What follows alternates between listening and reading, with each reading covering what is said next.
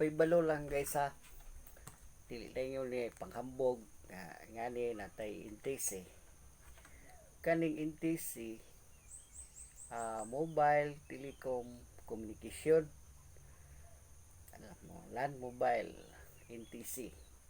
Mo ni license sa RDO sa radyo. Kung madala-dala kag radyo kinahanglan na kay ngani kay daghan man kayo nga nagdalag radyo siguro ron nga walay mga NTC no. Sa bali kani siya mo ni required nga authorized ka nga magdala ka og radyo basta na kay nga ani NTC National Telecom Communication mo ni meaning sa NTC. Makuha ni mo ni guys dira sa Davao diya sa may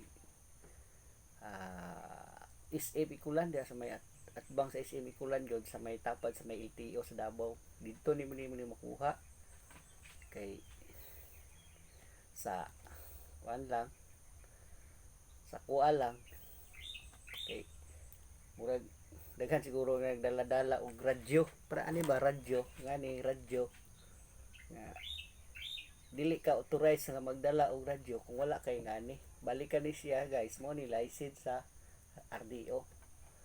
Dugay mo pud siya ma-expire mga 5 years. 5 years ni siya ma-expire.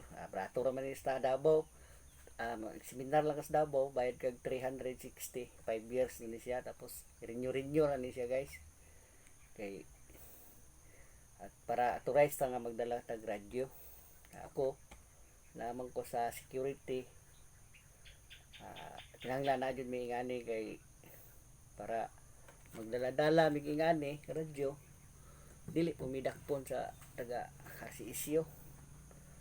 Okay lang kung bata-bata ka sa kapitan mga barangay pulis kay naman sa gobyerno na wa man siguro na sila dakpon. Ako dugay man po sa gobyerno po sa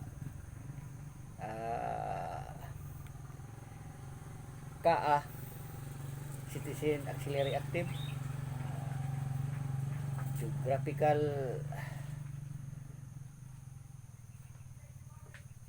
Citizen Overseas Geographical Unit. Dugay 15 years po ko sa Kapgo sa una. Kabalo puntahan sa gobyerno nga para nang magdadag radyo bata-bata sa kapitan okay ra kay mahalagwa siya ngani kay gobyerno man sila authorized man sila.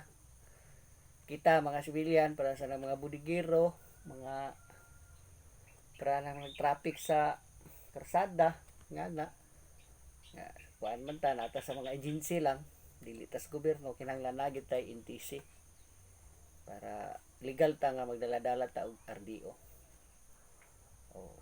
Wala na guys.